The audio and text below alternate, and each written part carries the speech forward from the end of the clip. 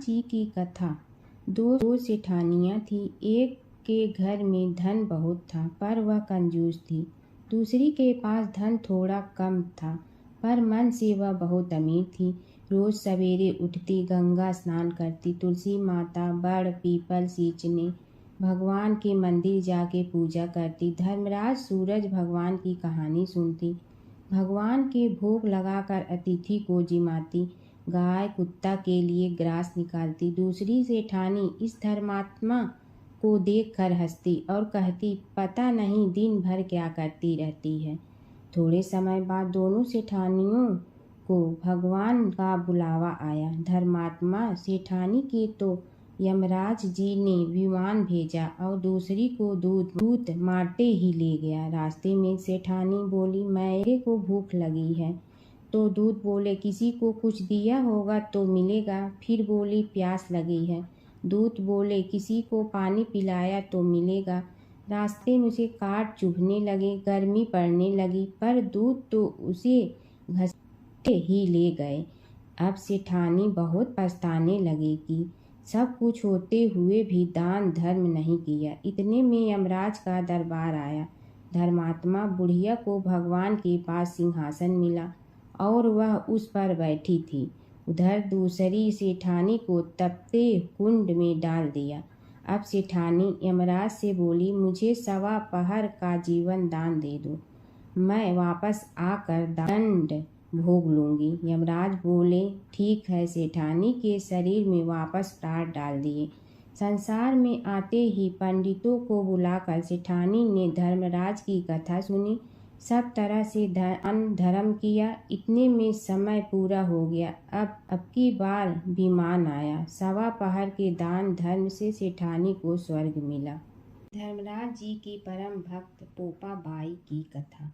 एक गांव में एक पोपा बाई रहती थी। जब वह 5 साल की थी तभी से वह नियम से धर्मराज जी व्रत की कथा सुनती थी और व्रत करती थी। एक दिन उसने अपने भाई व भाभी से कहा कि मैं शादी नहीं करूंगी, अब मैं अपना समय भगवान की पूजा अर्चना में ही बिताना चाहती हूँ। इसलिए मेरी झोपड़ी गांव के बाहर बनवा दो और गांव में सबको कह दो कि वह अपनी गाय व बछड़ों को मेरे यहाँ ही घास भूस चरने को भेज दो और जिसकी भी इच्छा हो, श्रद्धा हो, मुझे खाना भिजवा दो।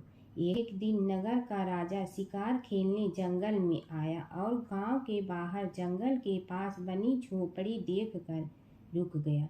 झोपड़ी के पास जाकर उसने आवाज लगाई कि कौन है, लेकिन भीतर से कोई आवाज न आने पर वह लगातार दरवाजा खटखटाता रहा। तब पोपा बाई उठी और कहने लगी कि कौन हो तुम जो बार बार दरवाजा बजा रहे हो, क्यों आवाज लगा रहे हो? राजा ने कहा कि मैं यहाँ का राजा हूँ और तुम्हारे साथ विवाह करूँगा। पोपा बाई ने कहा कि जहाँ से आए हो वहीं चले जाओ, मैं किसी पराये आदमी का मुँह नहीं देखती हूँ। राजा ने पोपा बाई की एक नहीं सुनी और जबरदस्ती उठा ले गया। तब पोपा बाई ने राजा को श्राप दिया कि तुम्हारा सारा राजपाट नष्ट हो जाएगा। महल में आने पर राजा की रानियों ने सारी बात सुनकर राजा से अनुरोध किया कि पोपा बाई को वहीं वापस छोड़ आओ। राजा जब पोपा बाई को वापस झोपड़ी में छोड़ने जाने लगा तो रास्ते में पाप की नदी आई जिसमें राजा डूब गया। कुछ समय बाद पोपा बाई मृत्यु के बाद धर्मराज जी के यहाँ पहुँची और धर्मराज जी ने उन्हें स्वर्ग का राज दे दिया। एक बार एक सेठ व सेठानी मृत्यु लोक से स्वर्ग लोक आए तो उसके द्वार बंद देखकर वह धर्मराज जी से द्वार खोलने का आग्रह करते हैं। धर्मराज जी कहते हैं, इस द्वार पर पोपा बाई का राज है। इस पर सेठ सेठानी कहते हैं कि हम पोपा बाई को नहीं जानते हैं। धर्मराज जी उन दोनों की बात सुनकर कहते हैं कि तुम दोनों 7 दिन तक मृत्युलोक में रहो। 8 खोपड़ा से राई भरकर 5 कपड़े ऊपर रखकर कहानी सुनकर उद्यापन करना और कहना कि राज है। पोपा बाई लेखा लेगी राई राई का, सारे बोलो गोपा बाई की जय। एक समय की बात है, एक नगर में एक बहुत धनी श्रेष्ठ रहता था। उसके पास धन धान की कोई कमी नहीं थी, लेकिन वह बहुत कंजूस और कठोर स्वभाव का था। न वह दान करता था, न किसी गरीब की मदद करता था। उसी नगर में एक गरीब ब्राह्मण रहता था। वह रोज सुबह उठकर भगवान विष्णु स्मरण करता, वैशाख मास में स्नान करता और अपनी क्षमता के अनुसार थोड़ा बहुत दान जरूर करता। एक दिन उस ब्राह्मण ने सोचा, मेरे पास देने के लिए कुछ नहीं, फिर भी मैं श्रद्धा से एक लोटा जल किसी प्यासे को दूंगा। वह प्रतिदिन नदी से जल भरकर रास्ते में आने जाने वालों को पिलाने लगा। उसकी इस सेवा भावना से भगवान विष्णु बहुत प्रसन्न हुए। दूसरी ओर वह सेठ अपने धन के घमंड में किसी को कुछ नहीं देता था। समय बीता और दोनों की मृत्यु हो गई। मृत्यु के बाद ब्राह्मण को स्वर्ग में स्थान मिला, क्योंकि उसने सच्चे मन से सेवा और दान किया था। वही सेठ को नरक की यातनाएं सहनी पड़ी, क्योंकि उसने कभी दया या दान नहीं किया। कुछ समय बाद सेठ को अपनी गलती का एहसास हुआ और उसने प्रार्थना की, हे प्रभु, मुझे एक और अवसर दें। भगवान विष्णु ने उसकी प्रार्थना सुनकर कहा, धन से नहीं, मन से किया गया दान ही श्रेष्ठ होता है। वैशाख मास में किया गया छोटा सा पुण्य भी अनंत फल देता है। बोलो विष्णु भगवान की जय। एक समय की बात है, एक नगर में एक अत्यंत गरीब ब्राह्मण रहता था। वह प्रतिदिन भगवान विष्णु का स्मरण करता, लेकिन उसके पास न तो अच्छे वस्त्र थे और न ही भोजन का साधन। फिर भी उसका मन सदैव भक्ति में लीन रहता। वैशाख मास आने पर उसने संकल्प लिया, मैं इस पूरे महीने स्नान दान और पूजा अवश्य करूँगा, चाहे कुछ भी हो जाए। वह प्रतिदिन प्रातः काल उठकर नदी में स्नान करता, तुलसी के पास जल अर्पित करता और भगवान विष्णु की पूजा करता। भोजन न होने पर भी वह भूखा रहकर भक्ति करता रहा। एक दिन उसकी परीक्षा लेने के लिए भगवान विष्णु एक साधु के वेश में उसके द्वार पर आए। उन्होंने कहा, हे ब्राह्मण, मुझे बहुत भूख लगी है, क्या तुम मुझे कुछ भोजन दे सकते हो? ब्राह्मण के पास केवल थोड़ा सा अन्न बचा था, जो उसने अपने लिए रखा था, लेकिन उसने बिना सोचे वह सारा अन्न उस साधु को दे दिया और स्वयं भूखा रह गया। उसकी निस्वार्थ सेवा और सच्ची भक्ति देखकर भगवान विष्णु अत्यंत प्रसन्न हुए।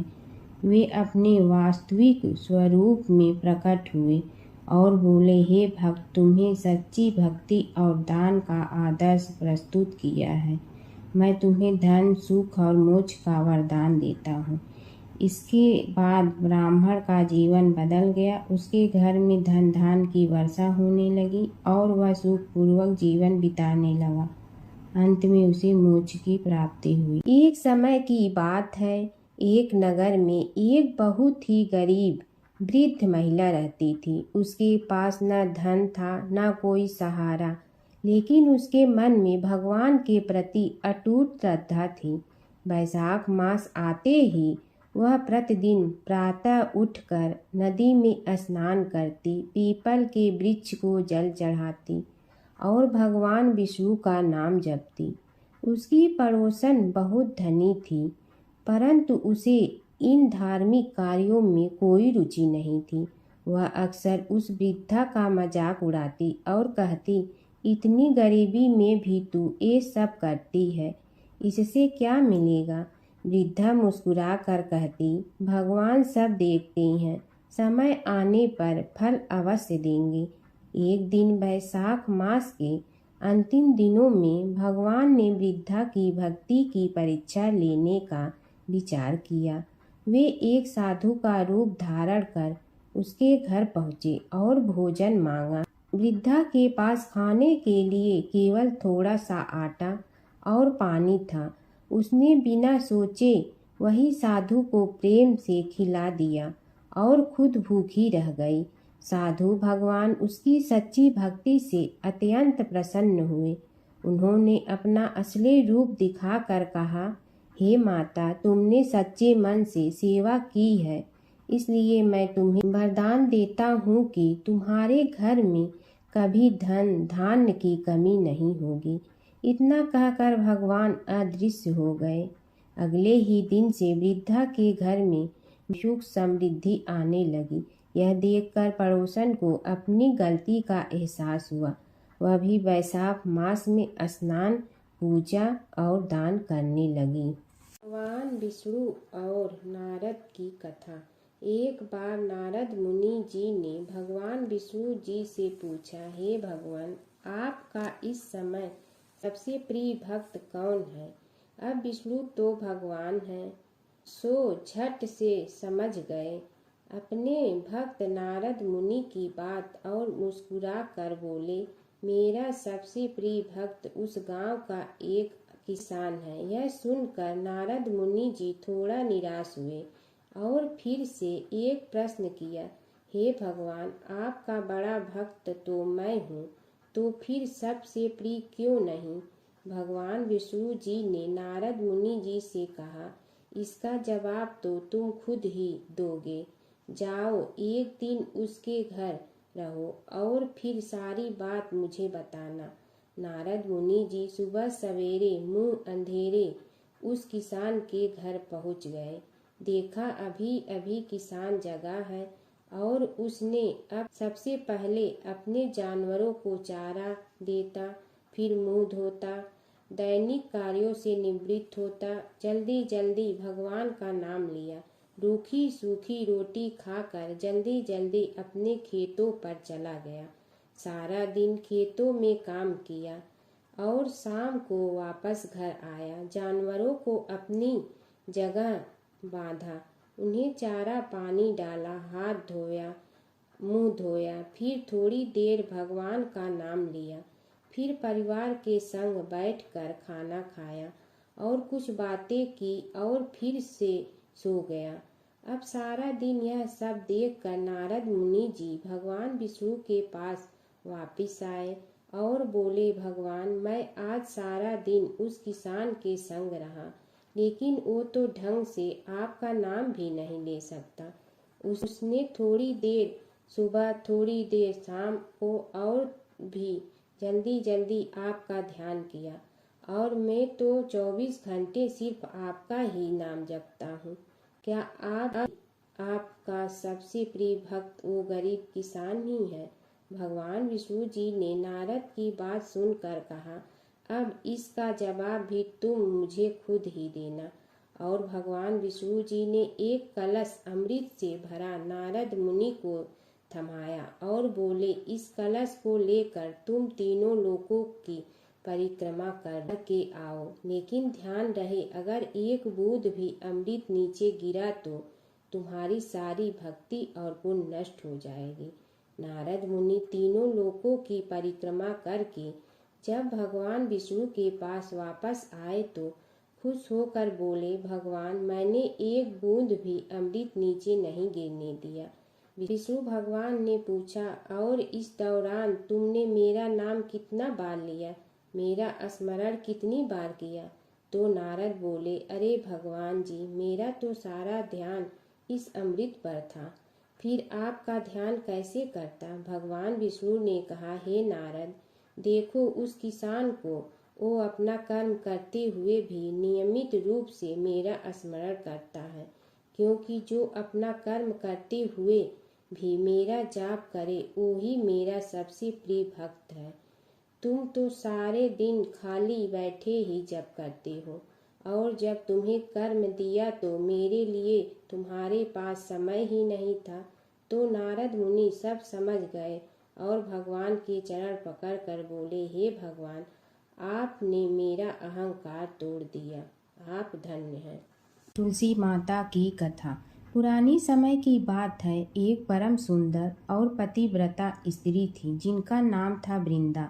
वे भगवान विष्णु की परम भक्त थी और उनका विवाह राक्षस राजा जलंधर से हुआ था। जलंधर बहुत शक्तिशाली था और उसकी शक्ति का रहस्य था उसकी पत्नी वृंदा की अटूट पतिव्रता धर्म। जब तक वृंदा अपने पति के प्रति सच्ची और समर्पित रही तब तक कोई भी देवता जलंधर को पराजित नहीं कर सकता था। देवताओं ने कई बार प्रयास किया लेकिन जलंधर अजेय रहा। तब सभी देवता भगवान विष्णु के पास गए और उनसे सहायता मांगी। भगवान विष्णु ने एक लीला रची। वे जलंधर का रूप धारण करके वृंदा के सामने प्रकट हुए।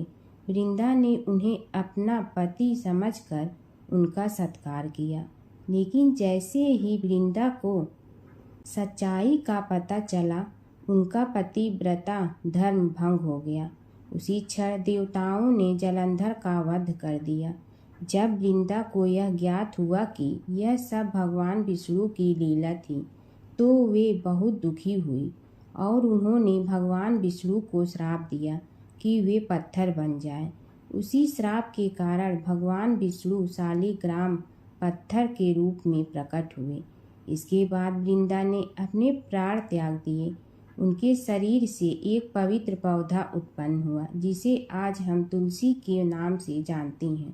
तभी से तुलसी को देवी का रूप माना जाता है और उनकी पूजा की जाती है। तुलसी माता को घर में रखने से सुख समृद्धि आती है।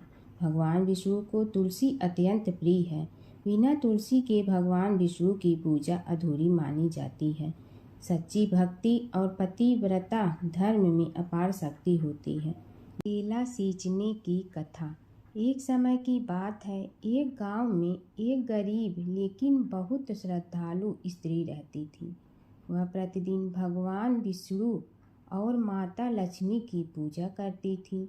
एक दिन उसने सुना कि केला के पेड़ को सींचने से, पानी देने और उसकी पूजा करने से घर में सुख समृद्धि आती है। उसने पूरे मन से हर गुरुवार को केले के पेड़ की पूजा शुरू कर दी।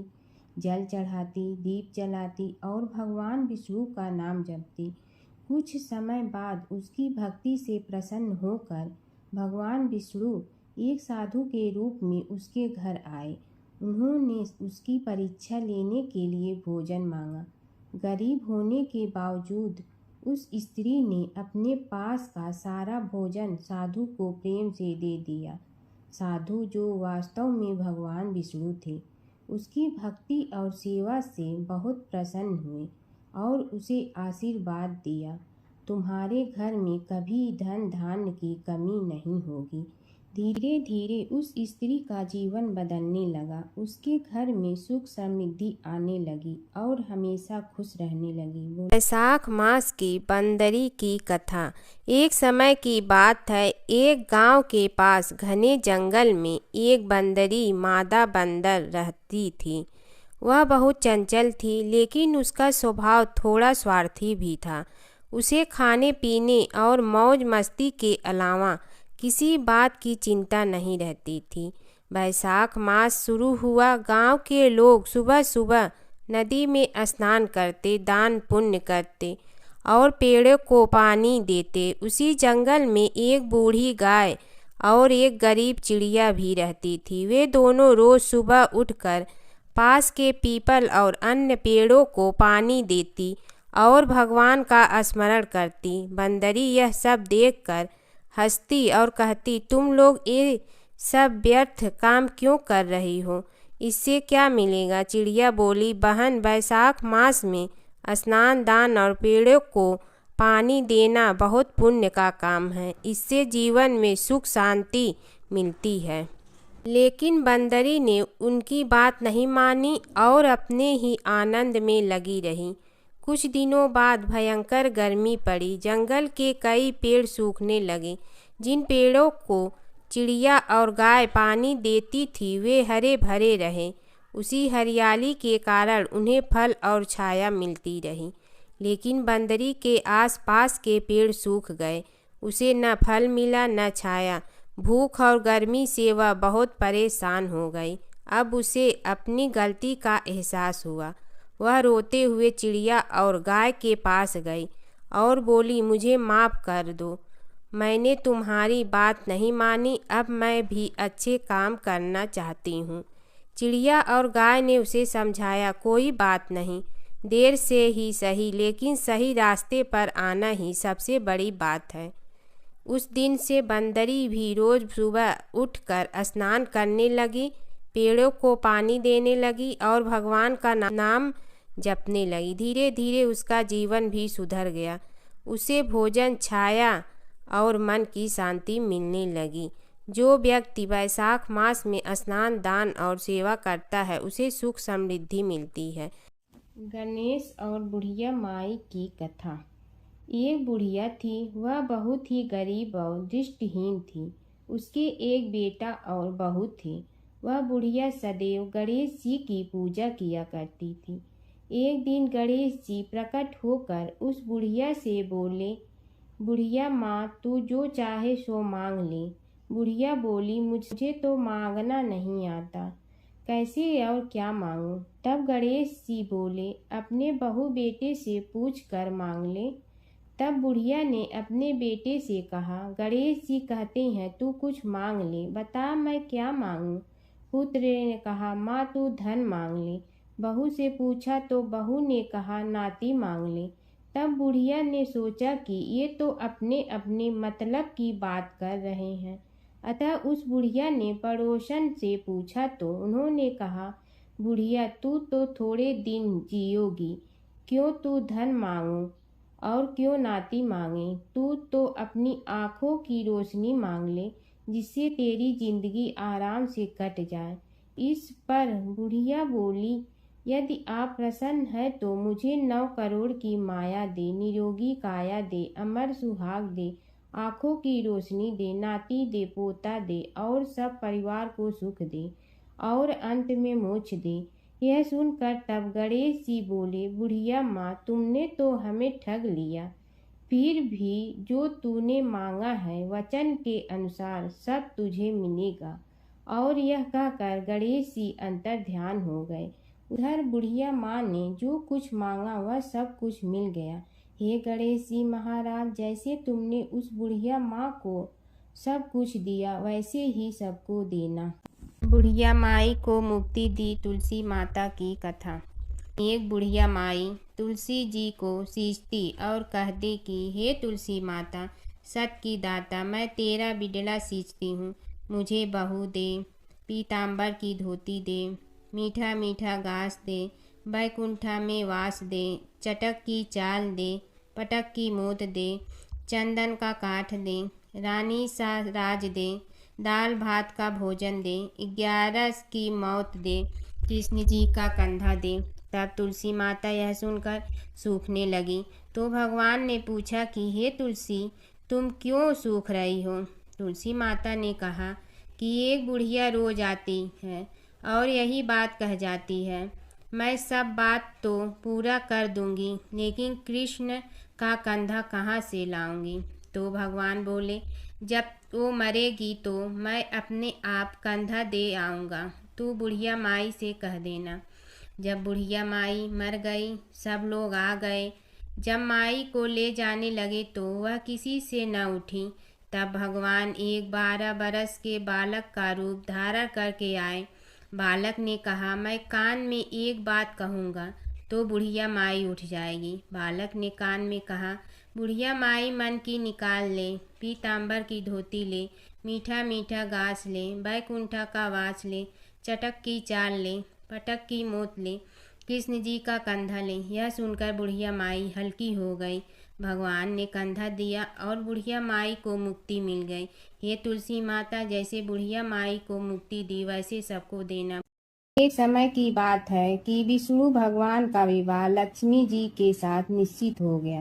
विवाह की तैयारी होने लगी। सभी देवताओं को निमंत्रण भेजे गए, परंतु गणेश जी को निमंत्रण नहीं दिया। कारण जो भी रहा हो, अब भगवान विष्णु की बारात जाने का समय आ गया। सभी देवता अपनी पत्नियों के साथ विवाह समारोह में आए। उन सब ने देखा कि गणेश जी कहीं दिखाई नहीं दे रहे हैं। तब वे आपस में चर्चा करने लगे कि क्या गणेश जी को कोई न्योता नहीं दिया है, या स्वयं गणेश जी ही नहीं आए हैं। सभी को इस बात पर आश्चर्य होने लगा। तभी सबने विचार किया कि विष्णु भगवान से ही इसका कारण पूछा जाए। विष्णु भगवान से पूछने पर उन्होंने कहा कि हमने गणेश जी के पिता भोलेनाथ महादेव को न्योता भेजा है। यदि गणेश जी अपने पिता के साथ आना चाहते हैं तो आ जाते, अलग से न्योता देने की कोई आवश्यकता भी नहीं थी। दूसरी बात यह है कि उनको 1.25 मन मूंग, 1.25 मन चावल, 1.25 मन घी और 1.25 मन लड्डू का भोजन दिन भर में चाहिए। यदि गणेश जी नहीं आएंगे तो कोई बात नहीं, दूसरे के घर जाकर इतना सारा खाना पीना अच्छा भी नहीं लगता। इतनी वार्ता कर ही रहे थे कि किसी एक ने सुझाव दिया, यदि गणेश जी आ भी जाए तो उनके द्वारपाल बनाकर बैठा देंगे कि आप घर की याद रखना। आप तो चूहे पर बैठकर धीरे धीरे चलोगे तो बारात से बहुत पीछे रह जाओगे। यह सुझाव भी सबको पसंद आ गया तो विष्णु भगवान ने भी अपनी सहमति दे दी। होना क्या था कि इतने में गणेश जी वहां आ पहुंचे और उन्हें समझा बुझाकर घर की रखवाली करने बैठा दिया गया। बारात चल रही थी, तब नारद जी ने देखा कि गणेश जी तो दरवाजे पर ही बैठे हुए हैं, तो वे गणेश जी के पास गए और रुकने का कारण पूछा। गणेश जी कहने लगे कि विष्णु भगवान ने मेरा बहुत अपमान किया है। नारद जी ने कहने लगे कि अपनी मूसक देना को आगे भेज दे तो वह रास्ता खोद देगी, जिससे उनके वाहन धरती में धंस जाएंगे। तब आपको सम्मान पूर्वक बुलाना पड़ेगा। अब तो गणेश जी ने अपनी मूसक सेना जल्दी से आगे भेज दी और सेना ने जमीन पोली कर दी। जब बारात वहां से निकली तो रथों के पहिए धरती में धंस गए। लाख कोशिश करे परंतु पहिए नहीं निकले। सभी ने अपने अपने उपाय किए परंतु पहिए तो नहीं निकले, बल्कि जगह जगह से टूट गए। किसी की समझ में नहीं आ रहा था कि अब क्या किया जाए। तब तो नारद जी ने कहा, आप लोगों ने गणेश जी का अपमान करके अच्छा नहीं किया। यदि उन्हें मना कर लाया जाए तो आपका कार्य सिद्ध हो सकता है और यह संकट टल सकता है। शंकर भगवान ने अपने दूत नंदी को भेजा और वे गणेश जी को लेकर आए। गणेश जी का आदर सम्मान के साथ पूजन किया। तब कहीं रथ के पहिए निकले। अब रथ के पहिए निकल के परंतु टूट फूट गए तो उन्हें सुधारे गए। पास के खेत में खाती काम कर रहा था, उसे बुलाया गया। खाती अपना कार्य करने के पहले श्री गणेशाय नमः कहकर गणेश जी की वंदना मन ही मन करने लगा। देखते ही देखते खाती ने सभी पहियों को ठीक कर दिया। तब खाती कहने लगा कि हे देवताओं, आपने सर्वप्रथम गणेश जी को नहीं मनाया होगा और न ही उनकी पूजन की होगी, इसीलिए तो आपके साथ यह संकट आया है। हम तो मूर्ख अज्ञानी हैं, फिर भी पहले गणेश जी को पूजते हैं, उनका ध्यान करते हैं। आप लोग तो देवतागण हैं, फिर भी आप गणेश जी को कैसे भूल गए। अब आप लोग भगवान श्री गणेश जी की जय बोल कर जाएं तो आपके सब काम बन जाएंगे और संकट कट जाएंगे। ऐसा कहते हुए बारात वहां से चल दी और विष्णु भगवान को लक्ष्मी जी के साथ विवाह संपन्न करा के सभी सकुशल घर लौट आए। हे गणेश जी महाराज, आपने विष्णु को जैसे कारज सारियो ऐसे कारज सबको सिद्ध कर दो। बोलो गजानन भगवान की जय। प्राचीन काल की बात है। एक नगर में धर्मपाल नाम का एक निर्धन किंतु अत्यंत धर्मनिष्ठ व्यक्ति रहता था। वह न तो अधिक पूजा पाठ जानता था और न ही उसके पास धन था, परंतु उसके हृदय में भगवान विष्णु के प्रति अपार श्रद्धा थी। प्रतिदिन प्रातः स्नान कर भगवान विष्णु का स्मरण करता और तुलसी दल अर्पित करता। तब भी वह हरि नाम का जाप करता रहता। एक दिन किसी कारणवश वह पूजा न कर सका। मन में ग्लानि हुई और रात को उसने भगवान विष्णु से क्षमा याचना की। उसी रात उसे स्वप्न में विष्णु ने दर्शन दिए और कहा, हे भक्त, जो भी व्यक्ति श्रद्धा से मेरा स्मरण करता है, मैं उसके सभी पाप हर लेता हूँ। भक्ति में विधि नहीं, भाव प्रधान होता है। कुछ समय बाद धनपाल के जीवन की सभी कठिनाइयाँ दूर हो गई। उसके घर में सुख शांति और समृद्धि आ गई। अंत समय में उसे वैकुंठ लोक की प्राप्ति हुई। विष्णु भगवान की कथा। एक नगर में एक सेठ व एक सेठानी रहते थे और सेठानी रोज विष्णु भगवान की पूजा करती थी। सेठ को उसका पूजा करना बिल्कुल अच्छा नहीं लगता था। इसी वजह से एक दिन सेठ ने सेठानी को घर से निकाल दिया। घर से निकलने पर वह जंगल की ओर गई तो देखा 4 आदमी मिट्टी खोदने का काम कर रहे थे। उसने कहा कि मुझे नौकरी पर रख लो। उन्होंने उसे रख लिया, लेकिन मिट्टी खोदने से सेठानी के हाथों में छाले पड़ गए और उसके बाल भी उड़ गए। वह आदमी कहते हैं कि बहन, लगता है तुम किसी अच्छे घर की महिला हो। तुम्हें काम करने की आदत नहीं है। तुम एक काम रहने दो और हमारे घर का काम कर लिया करो।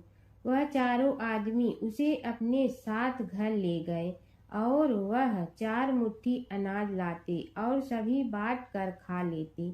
एक दिन सेठानी ने कहा कि कल से 8 मुट्ठी अनाज लाना। अगले दिन वह 8 मुट्ठी अनाज लाए और सेठानी पड़ोसन से आग मांग लाई।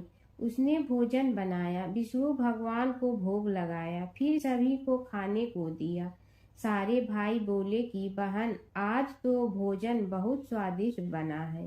सेठानी ने कहा कि भगवान का जूठा है तो स्वाद तो होगा ही। सेठानी के जाने के बाद सेठ भूखा रहने लगा और आस पड़ोस के सारे लोग कहने लगे कि ये तो सेठानी के भाग्य से खाता था। एक दिन सेठ अपनी सेठानी को ढूंढने चल पड़ा। उसने ढूंढते हुए वह भी उस जंगल में पहुंच गया जहां वह चारों आदमी मिट्टी खोद रहे थे। सेठ ने उन्हें देखा तो कहा कि भाई, मुझे भी काम पर रख लो। उन आदमियों ने उसे काम पर रख लिया, लेकिन मिट्टी खोदने से उसके भी हाथों में छाले पड़ गए और बाल उड़ने लगे। उसकी यह हालत देख चारों बोले कि तुम्हें काम की आदत नहीं है, तुम हमारे साथ चलो और हमारे घर में रह लो। सेठ उन चारों आदमियों के साथ उनके घर चला गया और जाते ही उसने सेठानी को पहचान लिया, लेकिन सेठानी घूंघट में थी तो सेठ को देख नहीं पाई।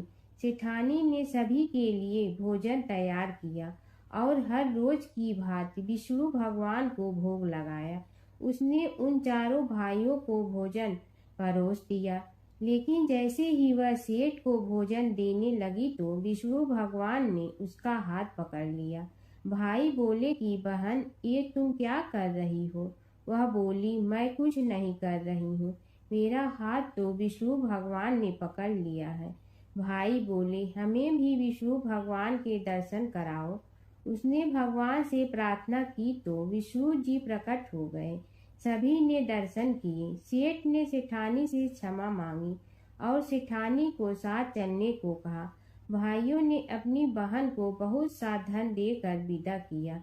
जब सेठानी के साथ सेठ भी भगवान विष्णु की पूजा करने लगा और उनके परिणाम से उनका घर अन्न धन से भर गया। माता सीता की कथा। यह कहानी सीता माता कहती थी और श्री राम इसे सुना करते थे। एक दिन श्री राम भगवान को किसी काम के लिए बाहर जाना पड़ा तो सीता माता कहने लगी कि भगवान, मेरा तो 12 वर्ष का नित्य नियम है। अब आप बाहर जाएंगे तो मैं अपनी कहानी किसे सुनाऊंगी? श्री राम ने कहा कि तुम कुएं की पाल पर जाकर बैठ जाना और वहाँ जो औरतें पानी भरने आएंगी उन्हें अपनी कहानी सुना देना। सीता माता कुएं की पाल पर जाकर बैठ जाती हैं। एक स्त्री आई, उसने रेशम की जड़ी की साड़ी पहन रखी थी और सोने का घड़ा ले रखा था। सीता माता उसे देख कहती हैं कि बहन, मेरा 12 वर्ष का नित्य सुन लो। पर वह स्त्री बोली कि मैं तुम्हारा नित्य सुनूंगी तो मुझे घर जाने में देरी हो जाएगी और मेरी सास मुझसे लड़ेंगी। उसने कहानी नहीं सुनी और चली गई। उसकी रेशम जड़ी की साड़ी फट गई। सोने का घड़ा मिट्टी के घड़े में बदल गया। सास ने देखा तो पूछा कि ये किसका दोष अपने सिर लेकर आ गई है। बहू ने कहा कि कुएं पर एक औरत बैठी थी। उसने कहानी सुनने के लिए कहा, लेकिन मैंने सुनी नहीं, जिसका यह फल मिला है। बहू की बात सुनकर अगले दिन वही साड़ी और घड़ा लेकर सास कुएं की पाल पर गई। सास को वहीं माता सीता बैठी मिली तो माता सीता ने कहा कि बहन, मेरी कहानी सुन लीजिए। सास बोली कि एक बार छोड़, मैं तो 4 बार कहानी सुन लूंगी। राम आए लक्ष्मण आए, देश के पुजारी आए, नित नेम का नेम लाए, आओ राम बैठो राम। तपी रसोई जियो राम, माखन मिश्री खाओ राम। दूध बतासा पियो राम, सूत के पलका मोठो राम। साल दुसाला पोठो राम, साल दुसाला ओढ़ो राम। जब बोलो जब राम ही राम, राम संवारे सबके काम। खाली घर भंडार भरेंगे, सबका बेड़ा पार करेंगे। श्री राम जय राम जय जय राम। सास बोली कि बहन, कहानी तो बहुत अच्छी लगी। कहानी सुनकर सास घर चली गई और उसकी साड़ी फिर से रेशम जड़ी की बन गई। मिट्टी का घड़ा फिर सोने के घड़े में बदल गया। बहू कहने लगी, सासू माँ, आपने ये सब कैसे किया? सास ने कहा कि बहू, तू दोष लगा के आई थी और मैं अब दोष उतार कर आ रही हूँ। बहू ने फिर पूछा कि वह कुएं वाली स्त्री कौन है? सास बोली कि वे सीता माता थी। वे पुराने से नया कर देती हैं, खाली घर में भंडार भर देती हैं। वह लक्ष्मी जी का वास घर में कर देती हैं। आदमी की जो भी इच्छा हो उसे पूरा कर देती हैं। बहू बोली कि ऐसी कहानी मुझे भी सुना दो। सास बोली कि ठीक है, तुम भी सुनो। और सास ने कहानी शुरू की। राम आए लक्ष्मण आए, देश के पुजारी आए, नित नेम का नेम लाए, आओ राम बैठो राम। तपी रसोई जियो राम, माखन मिश्री खाओ राम। दूध बतासा पियो राम, सूत के पलका मोठो राम। साल दुसाला पोठो राम, साल दुसाला ओढ़ो राम। जब बोलो जब राम ही राम, राम संवारे सबके काम। खाली घर भंडार भरेंगे, सबका बेड़ा पार करें। श्री राम जय राम जय जय राम। कहानी सुनकर बहू बोली कि कहानी तो बहुत अच्छी है। सास ने कहा कि ठीक है, इस कहानी को रोज कहा करेंगे। अब सास बहू रोज सवेरे उठती, नहाती धोती और पूजा करने के बाद नित नेम की सीता की कहानी कहती। एक दिन उनके यहाँ एक पड़ोस की औरत आई और बोली कि बहन, जरा सी आँच दे ना। तो वह बोली कि आज तो अभी हमने जलाई ही नहीं। पड़ोसन ने कहा कि तुम सुबह 4 बजे से उठकर क्या कर रही हो? फिर उन्होंने कहा कि सुबह उठकर हम पूजा करते हैं, फिर सीता माता की नित नेम की कहानी कहते हैं। पड़ोसन ने उसकी बात सुनकर फिर कहा कि सीता माता की कहानी कहने से तुम्हें क्या मिलता है? वे बोली कि इनकी कहानी कहने से घर में भंडार भर जाते हैं, सारे काम सिद्ध होते हैं, मन की इच्छा भी पूरी हो जाती है। पड़ोसन कहती है कि बहन, ऐसी कहानी तो मुझे भी सुना दो। फिर वह बोली कि ठीक है, तुम भी यह कहानी सुन लो। राम आए लक्ष्मण आए, देश के पुजारी आए, नित नेम का नेम लाए, आओ राम बैठो राम। सारी कहानी सुनने के बाद पड़ोसन कहने लगी, बहन, कहानी तो मुझे बहुत अच्छी लगी। अब वह पड़ोसन भी नित नेम सीता माता की कहानी कहने लगी। कहानी कहने से सीता माता ने पड़ोसन के भी भंडार भर दिए। अब तो पूरे मोहल्ले में नित नेम की कथा चल पड़ी। हर किसी की मनोकामना पूरी होने लगी। हे सीता माता, जैसे आपने उनके भंडार भरे, वैसे ही आप हमारे भी भंडार भरना, सबकी भरना, कहानी सुनने वाले के भी और कहानी कहने वाले के भी। जमुना की कहानी। प्राचीन समय में एक गांव था जिसमें 2 बहनें रहा करती थी। एक बहन का नाम गंगा था तो दूसरी बहन का नाम जमुना था। एक बार दोनों बहनें एक साहूकार के खेत से गुजर रही थी तो जमुना ने 13 दाने जौ के तोड़ लिए। जिसे देख गंगा बोली कि तुझे तो ग्रहण लग गया, तूने चोरी की है। इस पर जमुना बोली कि अब मेरा ग्रहण कैसे धुलेगा। गंगा ने कहा कि तुझे 12 साल तक साहूकार के यहाँ नौकरी करनी पड़ेगी, तभी तेरा पाप धुलेगा और ग्रहण से मुक्ति मिलेगी। जमुना साहूकार के यहाँ नौकरी के लिए जाती है और अपने लिए काम मांगती है। साहूकार उसे काम पर रख लेता है, लेकिन काम करने से पहले जमुना उसे कहती है कि मैं सारे काम करूंगी लेकिन 4 काम नहीं करूंगी। जूठे बर्तन नहीं मांजूंगी, झाड़ू नहीं लगाऊंगी, बिस्तर नहीं बिछाऊंगी और दिया नहीं जलाऊंगी। 12 साल के बाद कुंभ का मेला लगा तो साहूकारनी भी कुंभ नहाने जाने लगी। जमुना ने उसे जाते देख कहा कि कुंभ के मेले में मेरी बहन गंगा मिलेगी तो उसे यह सोने का टक्का दे देना, इससे वह अपने हाथों में सुंदर चूड़ियां पहन लेगी। साहूकारनी ने कुंभ के मेले में गंगा को वह सोने का टका दे दिया।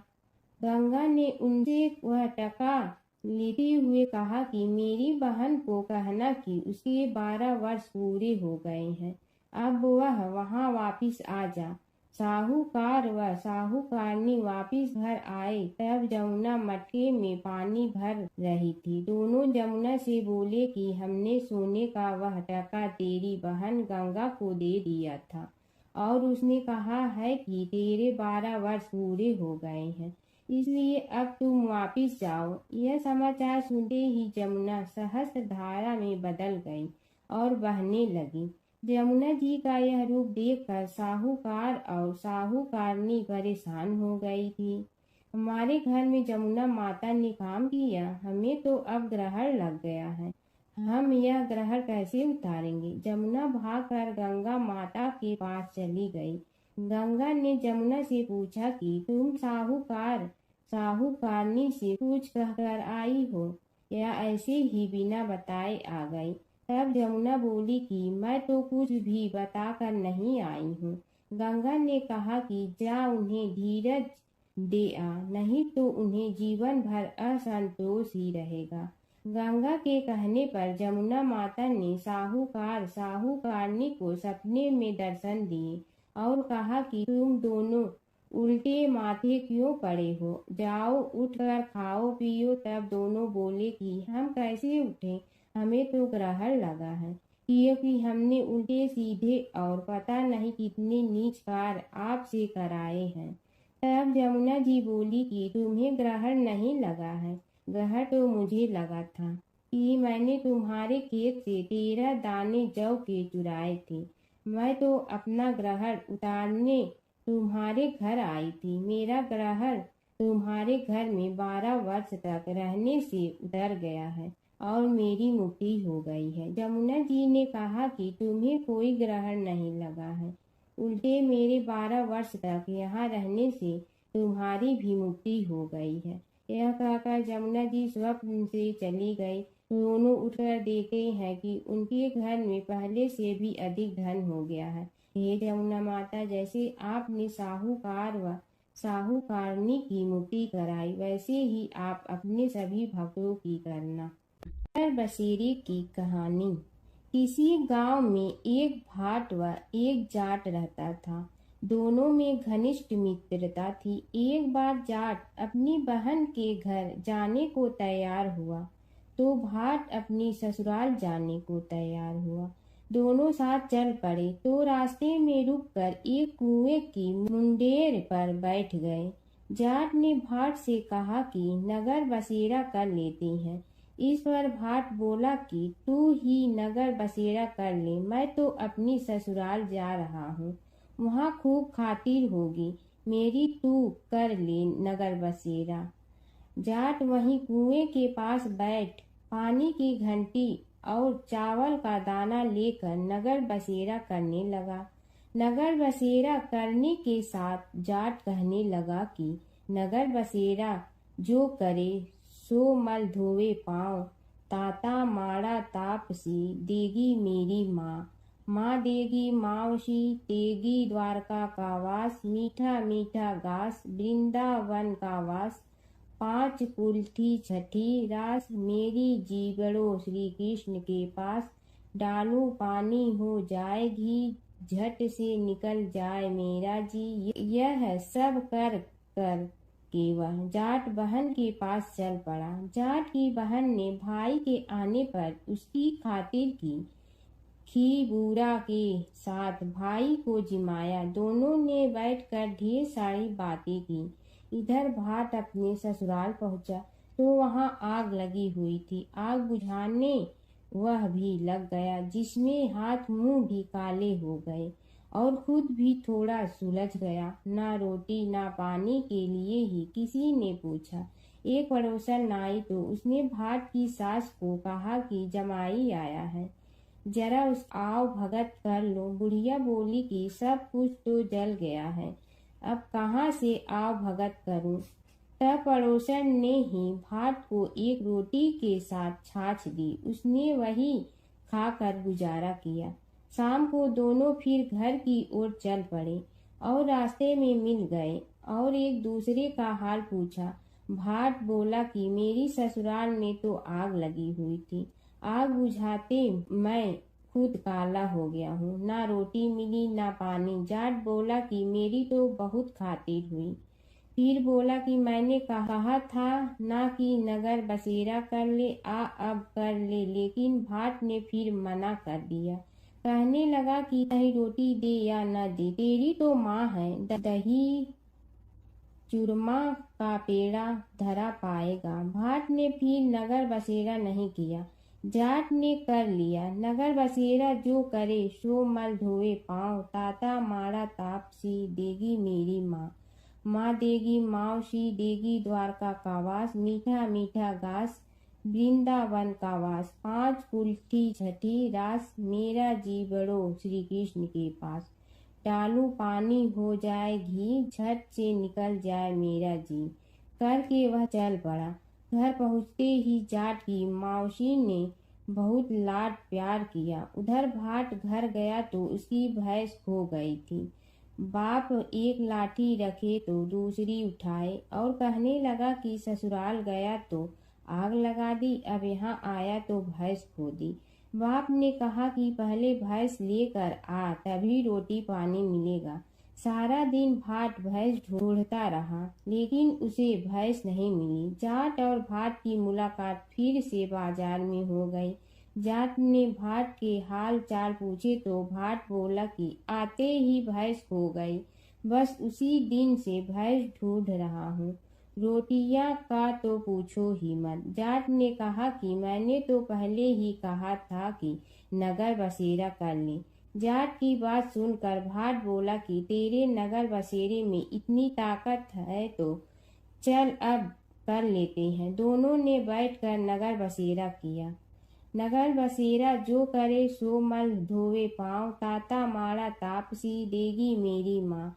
माँ देगी मावशी देगी द्वारका का वास, मीठा मीठा घास वृंदावन का वास। 5 कुल्थी छठी रास मेरा जीवड़ो श्री कृष्ण के पास। डालू पानी हो जाए घी झट से निकल जाए मेरा जी। दोनों के नगर बसेरा करने पर भाट जैसे ही आगे बढ़ा तो उसकी खोई भैंस मिल गई, जिसे लेकर घर पहुंचा। घर पहुंचते ही माँ ने कहा कि लड़के को आते ही घर से निकाल दिया, सारे दिन से एक भूखा प्यासा भटक रहा है। यह कहकर उसकी माँ ने उसको खूब खिलाया पिलाया। इस घटना के बाद सारे नगर में ढिंढोरा पिटवा गया कि कब कोई अपने पीहर या सास से आते जाते नगर बसेरा करें। जैसे भाट को नगर बसेरा करने का फल मिला, वैसे ही हर किसी को मिले। एक बूढ़ा ब्राह्मण था, वह रोज पीपल को जल से सींचता था। पीपल में से रोज एक लड़की निकलती और कहती, पिताजी मैं आपके साथ जाऊंगी। यह सुनते सुनते बूढ़ा दिन ब दिन कमजोर होने लगा। तो बुढ़िया ने पूछा कि क्या बात है। बूढ़ा बोला कि पीपल से एक लड़की निकलती है और कहती है कि वह भी मेरे साथ चलेगी।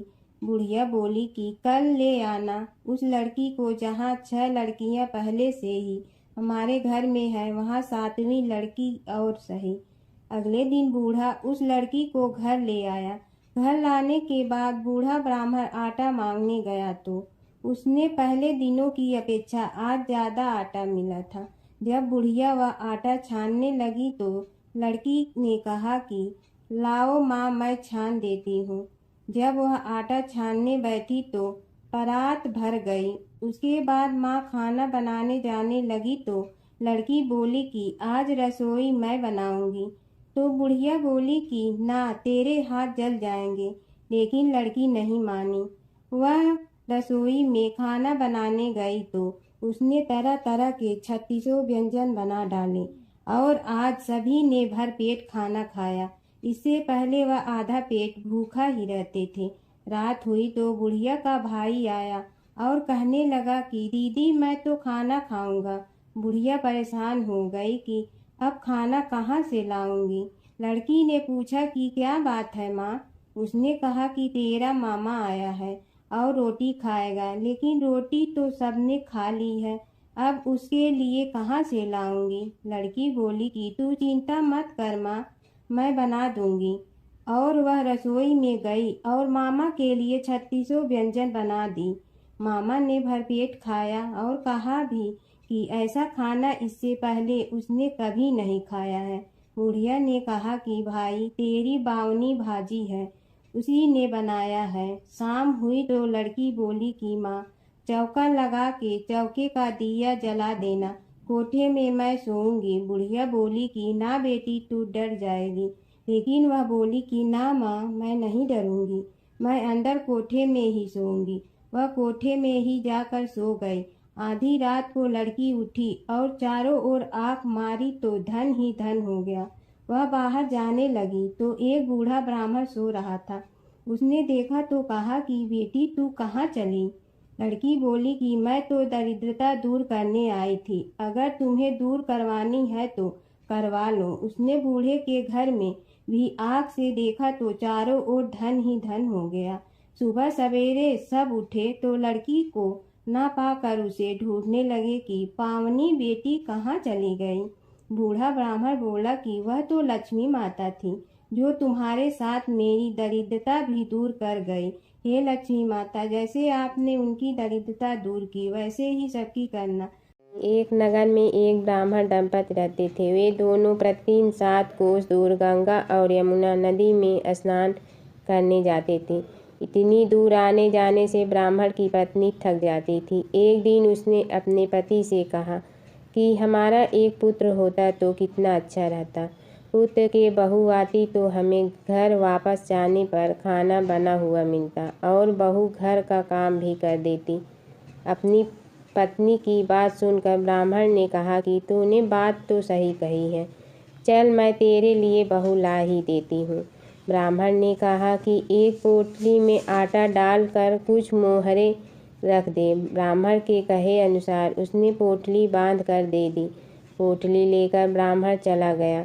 ब्राह्मण सफ़र के दौरान यमुना के किनारे बहुत ही सुंदर लड़कियां दिखाई दी। वे रेत में घर बनाकर खेल रही थीं।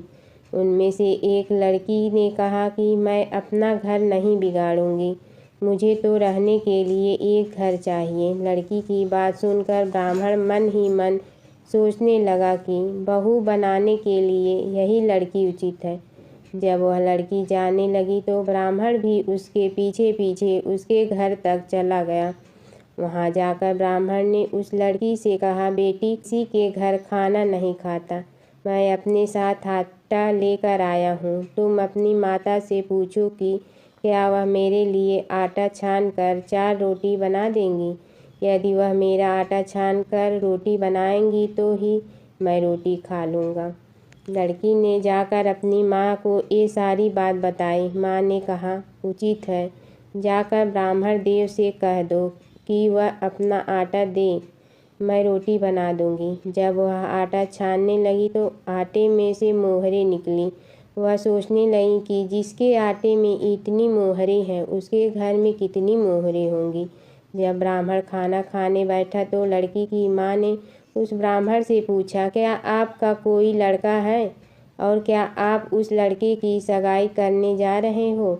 यह सुनकर ब्राह्मण ने कहा कि मेरे लड़का तो काशी में पढ़ने गया हुआ है, लेकिन यदि तुम कहो तो खाट कटोरे से विवाह करके तेरी बेटी को अपने साथ ले जाऊं। लड़की की माँ ने कहा, ठीक है ब्राह्मण देव। इस पर लड़की की माँ ने लड़की की खाट कटोरे से शादी करके ब्राह्मण के साथ भेज दिया। ब्राह्मण ने घर आकर कहा, रामू की माँ, दरवाज़ा खोल कर देख, मैं तेरे लिए बहू लेकर आया हूँ। ब्राह्मण की पत्नी भीतर से ही बोली, हमारे तो कोई बेटा बेटी नहीं है, तो बहू कहाँ से आए? दुनिया ताने मारती थी, अब आप भी मारने लगे। ब्राह्मण ने कहा, तू दरवाज़ा खोल कर तो देख। जब ब्रह्मचारी ने दरवाज़ा खोला तो सामने बहू को खड़ी देखा। उसने बहू का स्वागत किया और आदर सत्कार से अंदर ले गई। अब जब ब्राह्मण अपनी पत्नी के साथ नदी स्नान करने जाता तो पीछे से बहू घर का सारा काम करके और खाना बना कर रखती थी। वह उनके कपड़े धोती और रात को हाथ पैर भी दबाती थी। इस तरह बहुत दिन बीत गए। ब्रह्मचारी ने अपनी बहू से कहा कि बहू कभी भी चूल्हे की आग मत बुझने देना और मटके का पानी खत्म मत होने देना। परंतु एक दिन चूल्हे की आग बुझ गई।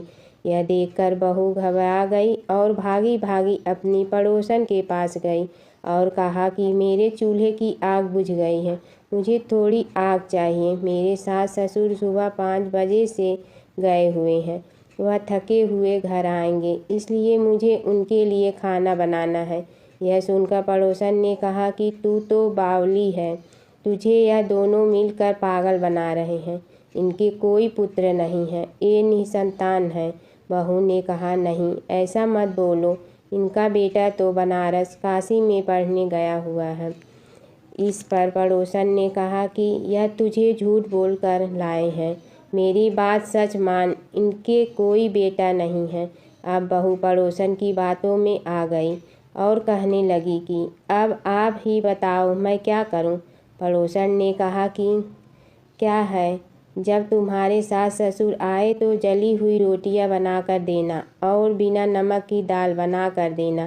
खीर की करछी दाल में और दाल की करछी खीर में डाल देना। पड़ोसन ने उसे अच्छे से सिखा पढ़ा दिया। फिर जब उसने सास ससुर घर आए तो उसने न तो उनका आदर सत्कार किया, ना ही उनके कपड़े धोए। जब उसने सास ससुर को खाना दिया तो सास बोली, बहू आज यह रोटियां जली हुई क्यों हैं और दाल भी अलूनी है। तब बहू ने पलट कर कहा कि एक दिन ऐसा खाना खा लोगे तो कुछ बिगड़ नहीं जाएगा। तुम्हारा सास ससुर को खरी खोटी सुनाकर वह फिर से पड़ोसन के पास गई और बोला कि अब आगे क्या करना है। पड़ोसन ने कहा कि अब तुम सातों कोठों की चाबी मांग लेना। अगले दिन जब भी स्नान करने के लिए जाने लगे तो बहू अड़ गई कि मुझे तो सातों कोठों की चाबी चाहिए। तब ससुर ने कहा कि इसे चाबी दे दो। तब सास ने बहू को चाबी दे दी। सास ससुर के जाने के बाद जब बहू ने दरवाजे खोले तो देखा कि किसी में अन्न भरा है, किसी में धन भरा है और किसी कोठे में बर्तन पड़े हैं। जब उसने सबसे ऊपर का 7वां कोठा खोला तो देखा कि शिव जी, पार्वती माता, लक्ष्मी, गणेश जी, पीपल पथवारी, कार्तिक के ठाकुर, राई, दामोदर, तुलसी जी का बिड़वा, गंगा, यमुना और 33 कोटि देवी देवता विराजमान है। वहीं पर एक लड़का चंदन की चौकी पर बैठा माला जप रहा है। यह सब देखकर उसने लड़के से पूछा कि तुम कौन हो? तब लड़का बोला कि मैं तेरा पति हूँ, अभी दरवाज़ा बंद कर दे, जब मेरे माता पिता आएंगे तब दरवाज़ा खोलना। यह सब देखकर बहू बहुत खुश हुई और 16 श्रृंगार कर सुंदर वस्त्र पहनकर अपने सास ससुर का इंतजार करने लगी। उसने अपने सास ससुर के लिए अच्छे अच्छे पकवान बनाए। जब उसके सास ससुर घर पर आए तो उसने उनका आदर सत्कार किया और प्रेम पूर्वक खाना खिलाया और हाथ पैर दबाने लगी। पैर दबाते दबाते बहू ने कहा कि माँ, आप इतनी दूर गंगा यमुना स्नान करने के लिए जाती हो तो आप थक जाती हो, इसलिए आप घर पर ही स्नान क्यों नहीं कर लेती। यह सुनकर सास कहने लगी कि बेटी, गंगा यमुना घर पर तो नहीं बहती हैं। तब उसने कहा, हाँ माँ जी, बहती हैं, चलो मैं आपको दिखाती हूँ। जब बहू ने 7वां कोठा खोल कर दिखाया तो उसमें शिव जी, पार्वती जी, गणेश जी, लक्ष्मी जी, पीपल पथवारी, कार्तिक के ठाकुर, राई दामोदर, तुलसी जी का बिड़वा गंगा यमुना बह रही थी और 33 कोटि देवी देवता विराजमान हैं। वहीं चौकी पर बैठा एक लड़का माला जप रहा है। माँ ने उसे देखकर कहा कि बेटा, तुम कौन हो। लड़का बोला, माँ, मैं तेरा बेटा हूँ। तब ब्रह्माणी ने पूछा कि तू कहाँ से आया है। लड़के ने जवाब दिया कि मुझे कार्तिक ने भेजा है। माँ ने कहा, बेटा, यह संसार कैसे मानेगा कि तू मेरा बेटा है। माँ ने कुछ विद्वान पंडितों से मदद मांगी। पंडितों ने कहा, इस पार बहू बेटा खड़े हो जाए और उस पार माँ खड़ी हो जाए। माँ ने चमड़े की अंगिया पहनी हो और छाती में से दूध की धार निकलकर बेटे की दाढ़ी मूछ भिगे और पवन पानी से गठजोड़ा बंधे, तब मानेंगे कि यह इस माँ का बेटा है। उसने ऐसा ही किया। चमड़े की अंगिया फट गई और छाती में से दूध की धार निकलकर बेटे की दाढ़ी मूछ भीग गई। पवन पानी से बहू बेटे का गठजोड़ा बंध गया। यह सब देखकर ब्राह्मण और उसकी पत्नी की खुशी का ठिकाना न रहा। प्राचीन काल की बात है। नैमिषारण्य क्षेत्र में ऋषि, महर्षि और साधु संतों का समाज जुड़ा था। उसमें श्री सूत जी भी विद्यमान थे। शौनक जी ने उनकी सेवा में उपस्थित होकर निवेदन किया कि हे अज्ञान रूप घोर तिमिर को नष्ट करने में करोड़ों सूर्यों के समान प्रकाशमान श्री सूत जी, हमारे कानों के लिए अमृत के समान जीवन प्रदान करने वाले कथा तत्व का वर्णन कीजिए। हे सूत जी, हमारे हृदयों में ज्ञान के प्रकाश की वृद्धि तथा भक्ति, वैराग्य और विवेक की उत्पत्ति जिस कथा से हो सकती हो, वह हमारे प्रति कहने की कृपा कीजिए। शौनक जी की जिज्ञासा से सूत जी बड़े प्रसन्न हुए। पुरातन इतिहासों के स्मरण से उनका शरीर पुलकायमान हो रहा था।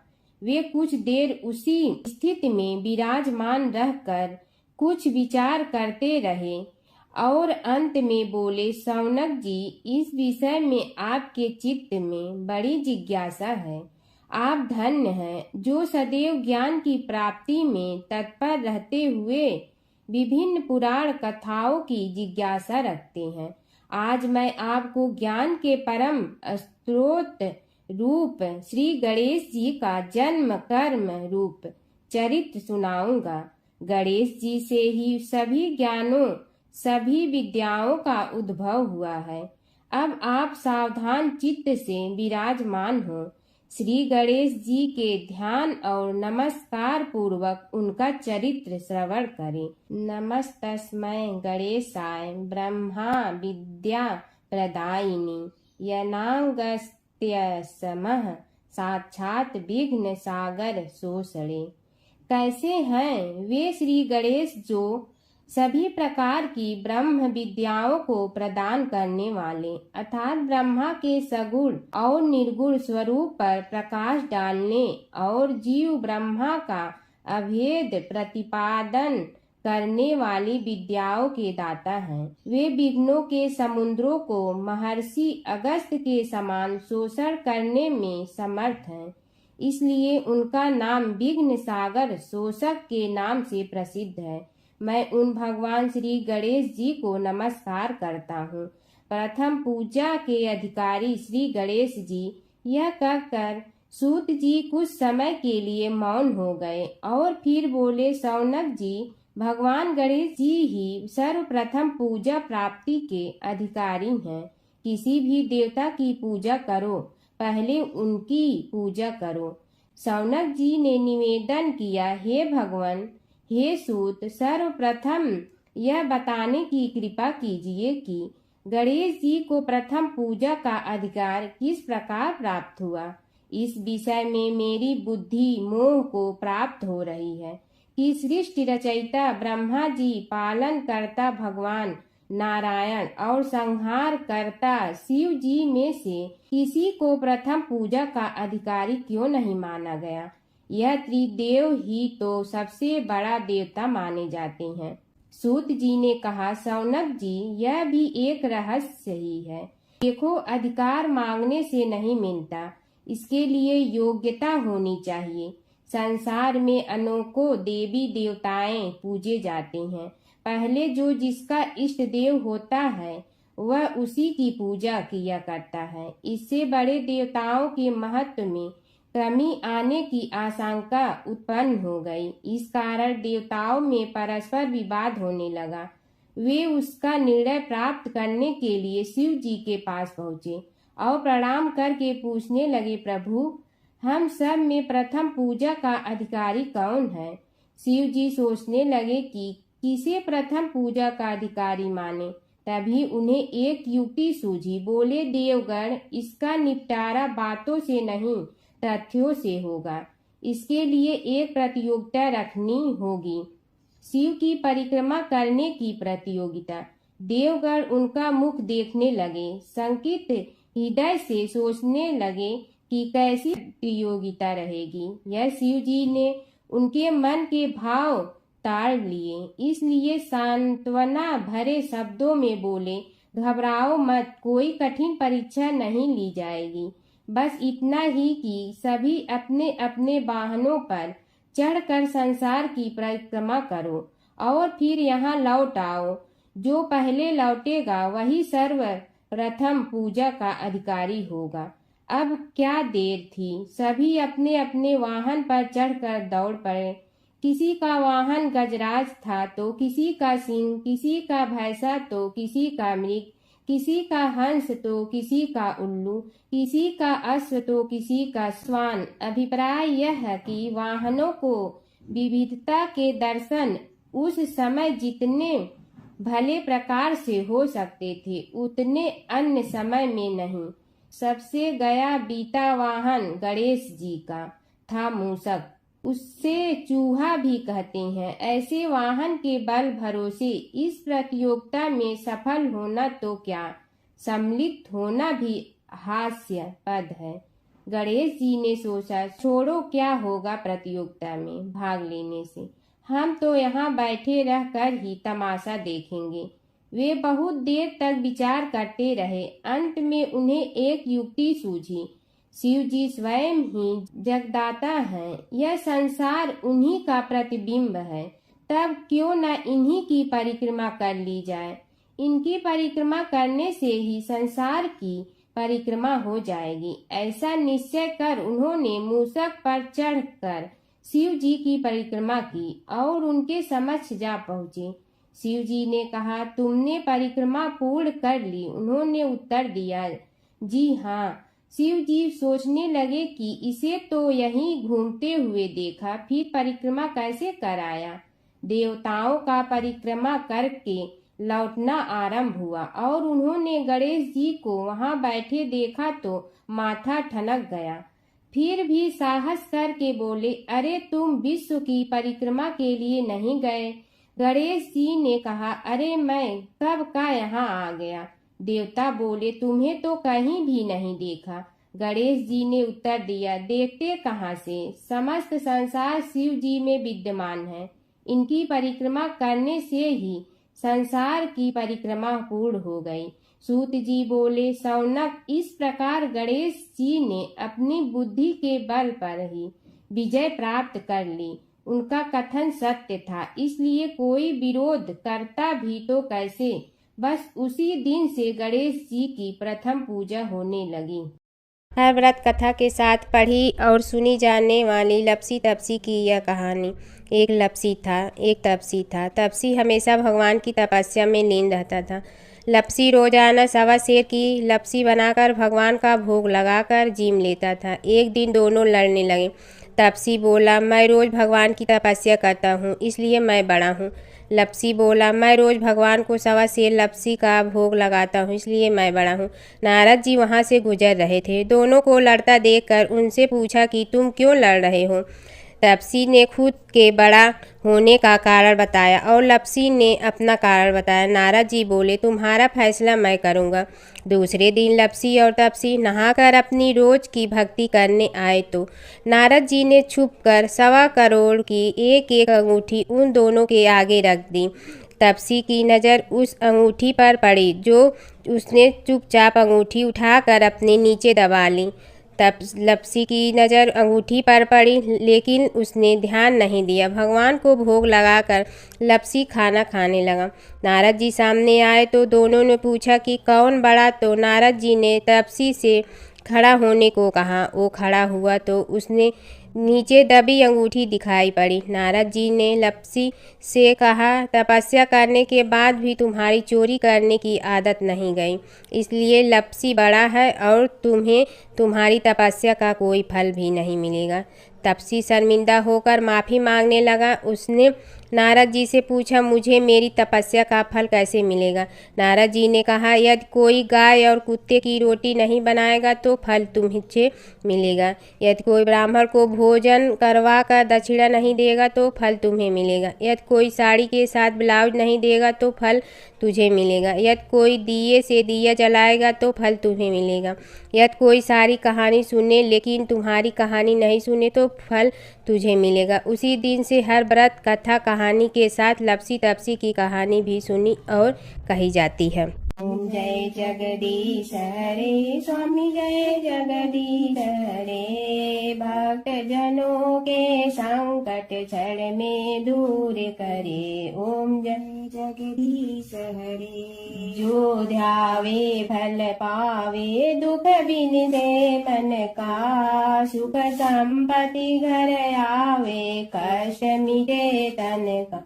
ओम जय जगदीश हरे, मात पिता तुम मेरे, शरण कहूँ किसकी, तुम विनय और न दूजा, आस करूँ जिसकी। ओम जय जगदीश हरे, तुम पूर्ण परमात्मा, तुम अंतर्यामी, पार ब्रह्म परमेश्वर, तुम सबके स्वामी। ओम जय जगदीश हरे, तुम बिंदा के सागर, तुम पालन करता, मैं मूरख कल काम, कृपा करो भरता। ओम जय जगदीश हरे, तुम हो एक अगोचर, सबके प्राणपति, किस विधि मिलूं दया में, तुमको मैं कुमति। ओम जय जगदीश हरे, दीन बंधु दुख हरता, तुम रक्षक मेरे, अपने हाथ उठाओ द्वार पड़ा तेरे। ओम जय जगदीश हरे, विषय विकार मिटा, पाप हरो देवा, श्रद्धा भक्ति बढ़ाओ, संतन की सेवा। ओम जय जगदीश हरे, तन मन धन सब तेरा, स्वामी सब कुछ है तेरा, तेरा तुझको अर्पण क्या लागे मेरा। ओम जय जगदीश हरे, जय जगदीश हरे, स्वामी जय जगदीश हरे, भक्त जनों के संकट क्षण में दूर करे। ओम जय जगदीश हरे, स्वामी जय जगदीश हरे।